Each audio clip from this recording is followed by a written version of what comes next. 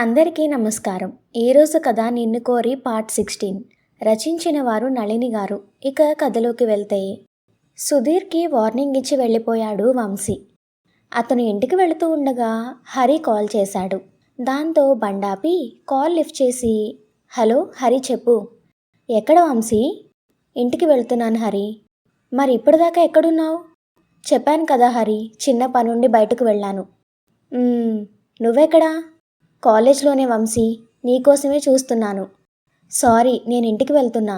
Okay అయితే నేను బయలుదేరుతున్నాను. Okay bye. కాసేపటికి ఇంటికి వచ్చిన వంశీ లోపలికి వెళ్ళిపోతూ ఉండగా మెసేజ్ టోన్ రావడంతో ఫోన్ తీసి చూశాడు. అది సిరి మెసేజ్. హాయ్ అని ఉంది. అప్పటిదాకా కోపంగా ఉన్న అతనికి అది చూడగానే ఎడారిలో వాన కురిసినంత హ్యాపీగా ఉంది. అది చూసి లోపలికి వెళ్లాల్సిన వంశీ ఆగిపోయి గార్డెన్ వైపు వెళ్ళాడు. సాయంత్రం కావడంతో చల్లని గాలి వీస్తూ ఉంది. చుట్టూ పచ్చని చెట్లు, చాలా అందంగా ఉంది వాతావరణం.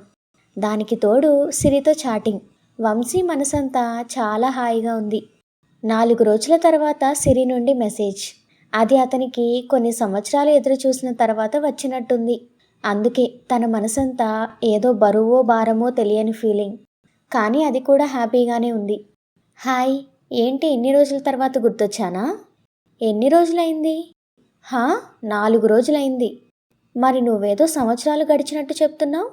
అవును, నువ్వు ఒక్కరోజు నాతో మాట్లాడకపోయినా అది నాకు ఒక యుగంలా ఉంటుంది అన్నాడు ట్రాన్స్లో ఉండిపోయి. ఏంటి? నోరు జారాను అని అర్థమయ్యి, నువ్వు 4 రోజుల నుంచి నీకు మెసేజ్ పెట్టినా రిప్లై ఇవ్వట్లేదు, కనీసం చూడను కూడా చూడలేదు అన్నాడు మాట మారుస్తూ. ఓ అదా, 3 రోజుల నుండి నాకు జ్వరంగా ఉంది, అందుకే ఫోన్ చూడలేదు. అవునా, ఇప్పుడెలా ఉంది అని అడిగాడు ఏం తెలియనట్టు. బెటర్. ఓకే, ఇంకా చెప్పు. నీతో మాట్లాడుతూనే ఉండాలనుంది. అదేంటి అంది అనుమానంగా. మళ్ళీ నోరు జారాను అనుకొని వంశీ కంట్రోల్ యువర్ సెల్ఫ్ అని తనకు తాను అనుకొని, అంటే నువ్వు మెసేజ్ చేసి చాలా రోజులు అవుతుంది కదా, ఈ 4 రోజుల్లో ఏం జరిగింది అని. ఓ అదా. మీకొక షాకింగ్ న్యూస్ చెప్పనా? చెప్పు. నేను కాలేజ్లో ఫెస్ట్లో డ్యాన్స్ చేశాను కదా. తను ఏం చెప్పబోతుందో అర్థమైంది వంశీకి. దాంతో అవును. దానిలో నాతో పాటు డ్యాన్స్ ఎవరు చేశారో తెలుసా? గీత. నో. మరి? Any guess? నవ్వుకొని ఏమో అన్నాడు. మా బావ. వాట్? మరి మీ బావకి డ్యాన్స్ చేయడం ఇష్టం ఉండదని చెప్పావు? అవును. మరి ఎందుకు చేశాడు అన్నాడు సిరికి ఏదో క్లూ అందిస్తున్నట్లు. ఫస్ట్ ఎందుకు చేశాడబ్బా అనుకొని తర్వాత గీత లేదని చేశాడు అంది. మట్టి బుర్ర అని ముద్దుగా తిట్టుకున్నాడు మనసులో. ఓహో అవునా. ఇంకా ఏముంది, నాకైతే టైం అక్కడే ఆగిపోయింది తెలుసా. మా బావ కళ్ళలోకి చూస్తూ అలా నాతో డాన్స్ చేస్తూ ఉంటే కంట్రోల్లో ఉండడం చాలా కష్టం. ఆ మాటకు నవ్వుకున్నాడు వంశీ. ఆహా, నిజం. అలా కంట్రోల్ అవ్వలేక తర్వాత రోజు మా బావకి ముద్దు పెట్టేశాను. నవ్వుతూ ఆ సంఘటన గుర్తు చేసుకున్నాడు వంశీ. అవునా, మరి మీ బావ ఏమన్నాడు? ఏమంటాడు, ఏమీ అనలేదు. పైగా నేనే ఆ తర్వాత రోజు తన్ని ఫేస్ చేయడానికి ఇబ్బంది పడాల్సి వచ్చింది. తనకేమీ అర్థం కాలేదా? ఎలా అర్థమవుతుంది? నేనేమైనా చెప్పానా ఏంటి? మరి ముద్దు పెట్టినప్పుడు చెప్పడానికి ట్రై చేసి ఉండొచ్చు కదా. నాకు చెప్పాలనుంది, కానీ మా బావ దగ్గరికి వెళ్ళినప్పుడు ఏమవుతుందో ఏంటో, అది చెప్పలేకపోతున్నా. హే, ఒక విషయం చెప్పనా? చెప్పు. న్యూ ఇయర్కి మా బావకి గిఫ్ట్ ఇద్దాం అనుకుంటున్నా. నవ్వుకొని అవునా, ఏంటది? వాచ్. ఓకే, ఎలా ఇస్తావు? అంటే నువ్వు తన్ని ఇష్టపడుతున్నట్లు చెప్పలేదు కదా. ఇప్పుడు నువ్వు గిఫ్ట్ ఇస్తే ఏంటిది కొత్తగా అంటే? అవును కదా. ఐడియా. ఏంటది? చెప్పను, మా బావకు చేసి చూపిస్తా. All the best.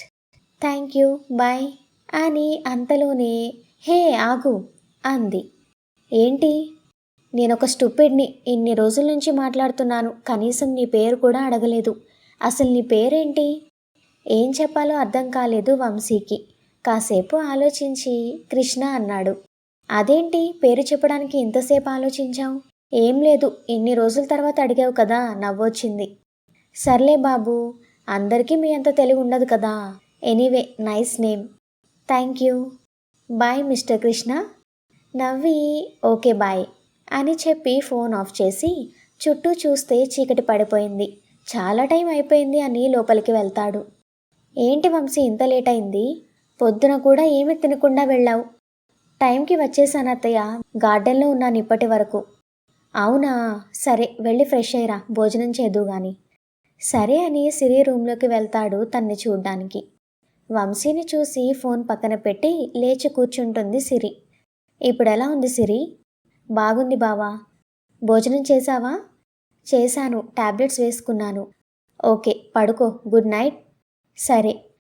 హా అన్నట్టు అని సిరిని ఏదో అడగబోతుంటే ఇంతలో ఫోన్ రింగ్ అయింది. ఫోన్ చూసి పడుకో అని చెప్పి వెళ్ళిపోయాడు. ఏంటి ఏదో అడగబోయాడు కదా, ఫోన్ వచ్చిందని అడగకుండా వెళ్ళిపోయాడు? అంత ఇంపార్టెంట్ ఫోనా? సర్లే అని పడుకుంది. కాసేపటికి వంశీ ఫ్రెష్ అయి కిందకి వస్తాడు. ముగ్గురు కలిసి భోజనం చేస్తారు. భోజనం చేశాక వెంకట్రామయ్య గారు వెళ్ళిపోతుంటే మావయ్య అని పిలిచాడు వంశీ. చెప్పు వంశీ. నీతో కొంచెం మాట్లాడాలి. సరే రా, అలా బయటకు వెళ్ళి కూర్చొని మాట్లాడుకుందాం. కాసేపు మాట్లాడుకున్న తర్వాత వెంకట్రామయ్య గారు తన గదిలోకి వెళ్ళి పడుకుంటారు. కానీ ఆయనకు ఎంతసేపటికి నిద్ర పట్టక కదులుతూ ఉంటాడు. అది గమనించిన సుశీల, ఏంటండి ఏమైంది, నిద్ర పట్టడం లేదా? ఏం ఆలోచిస్తున్నారు? ఆలోచన? అబ్బే అదేం లేదు అని ఒక పక్కకు తిరిగి పడుకున్నారు. తర్వాత రోజు కాలేజ్కి వెళ్ళడానికి రెడీ అయ్యాడు వంశీ. సిరి కూడా రెడీ అయి కిందకి రావడంతో ఇద్దరూ కాలేజ్కి బయలుదేరారు. కాలేజ్కి వెళ్ళిన తర్వాత వంశీని గమనిస్తూ ఉంటాడు హరి. వంశీ మాత్రం అసలు ఏమీ జరగనట్టుగా బిహేవ్ చేస్తూ ఉంటాడు. దాంతో ఇక తన వల్ల కాక వంశీ దగ్గరికి వెళ్ళి, వంశీ నువ్వు బాగానే ఉన్నావు కదా అని అడిగాడు హరి. హా హరి, ఐఎమ్ ఆల్ రైట్. ఎందుకలా అడుగుతున్నావు? ఎందుకంటే నిన్న జరిగిందంతా విని కూడా నువ్వింత కూల్గా ఉన్నావేంటా అని. అంటే అంటే సుధీర్ ఎవరినో బాధ పెడితేనే నువ్వు సైలెంట్గా ఉండలేకపోయావు. అలాంటిది ఇప్పుడు సిరిని బాధ పెడితే అంత కూల్గా ఎలా ఉన్నావా అని. ఓహో అదా. చూడు హరి, అన్నిటికీ ఆవేశం పరిష్కారం కాదు. కొన్నిసార్లు మన మౌనమే అవతలి వాళ్ళకి పెద్ద సమాధానం అవుతుంది. వంశీని ఆశ్చర్యంగా చూశాడు హరి. సిరి కాలేజ్కి రావడంతో గీత తన హెల్త్ గురించి అడిగి తెలుసుకుంది. ఆ తర్వాత వాళ్ళు జరిగిపోయిన దాని గురించి చాలాసేపు మాట్లాడుకున్నారు. సిరి, జరిగిందంతా వంశీకి చెప్పావా అని అడిగింది గీత. లేదు గీత, బావకి తెలిస్తే గొడవలు జరుగుతాయి. అలా అని చెప్పకపోతే రేపు మళ్ళీ వాడు ఇంకో ప్రాబ్లం క్రియేట్ చేస్తాడుగా సిరి. అంతదాకా వస్తే అప్పుడు చూద్దాంలే గీత. ఇంత చేసిన వాడు ఆ తర్వాత చేయడని నమ్మకం ఏముంది? అయినా నువ్వు దాచిపెట్టినంత మాత్రాన వంశీకి తెలియకుండానే ఉంటుందా? ఎందుకంటే ఆ రోజు అక్కడ చాలామంది ఉన్నారు, తన ఫ్రెండ్స్ కూడా ఉన్నారు. మరి అలాంటప్పుడు వంశీకి తెలియకుండా ఎలా ఉంటుంది? ఆలోచనలో పడుతుంది సిరి. నా మాట విను, నువ్వు చెప్పకపోతే ఇంకెవరైనా చెప్పారే అనుకో. నువ్వెందుకు చెప్పలేదని వంశీ వచ్చి నిన్నడిగితే అప్పుడేం చేస్తావు?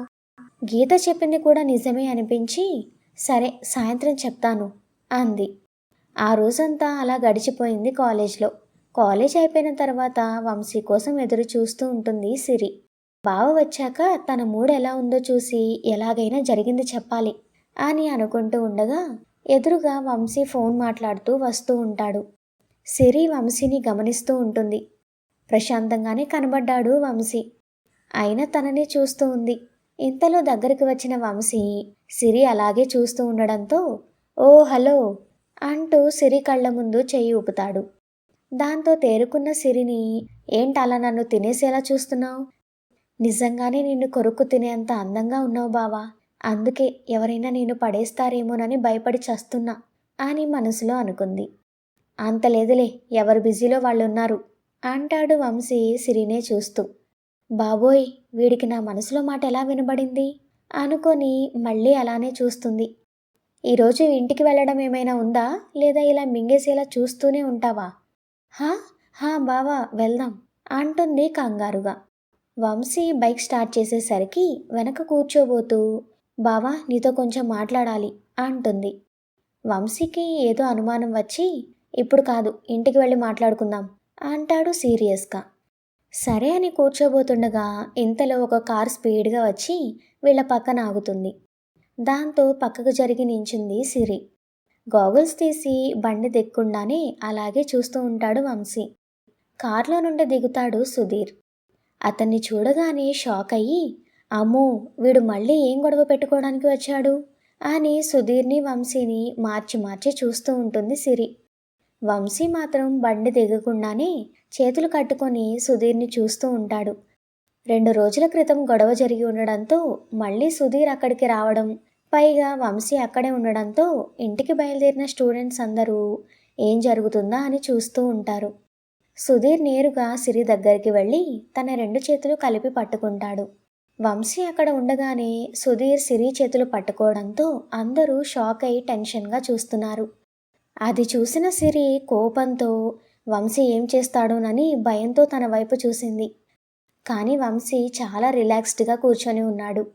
అది చూసి షాక్ అయింది సిరి. ఇంతలో Sudheer, I'm very very sorry Siri అనడంతో అక్కడ అసలు ఏం జరుగుతుందో అర్థం కాక ఆశ్చర్యంగా సుధీర్ వైపు చూసింది సిరి.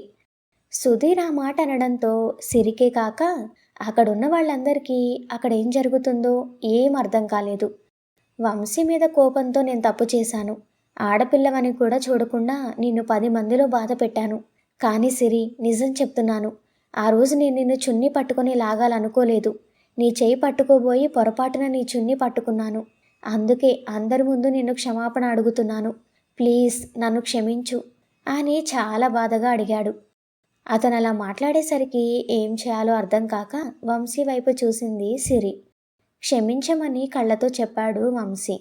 వంశీ అలా చెప్పడంతో తను కూడా ఇట్స్ ఓకే అని అంది. దాంతో ఆనందంగా థ్యాంక్ యూ సిరి అన్నాడు సుధీర్.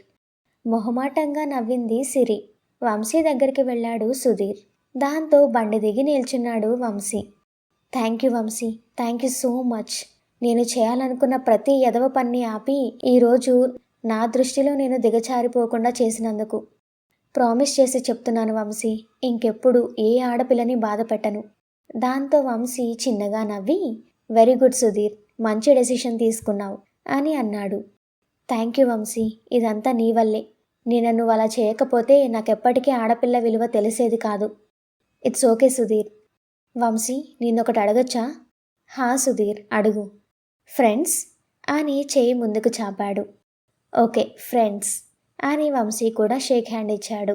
థ్యాంక్ యూ వంశీ అని సిరికి వంశీకి బాయ్ చెప్పి వెళ్ళిపోయాడు. సుధీర్ వెళ్ళిపోవడంతో అక్కడున్న స్టూడెంట్స్ కూడా అందరూ వెళ్ళిపోయారు. అక్కడ అసలు ఏం జరిగిందో అర్థం కాలేదు సిరికి. కానీ ఒకటి మాత్రం అర్థమైంది, వంశీ ఏదో చేశాడని. బయలుదేరదామా అన్నాడు వంశీ. దాంతో ఇద్దరు ఇంటికి బయలుదేరారు. స్టోరీ ఇంకా కొనసాగుతుంది. నెక్స్ట్ పార్ట్ కోసం వీడియోని తప్పకుండా లైక్ చేసి కామెంట్ చేయండి. ఇక నుండి డైలీ వీడియోస్ తప్పకుండా అప్లోడ్ అవుతాయి. Thank you for listening.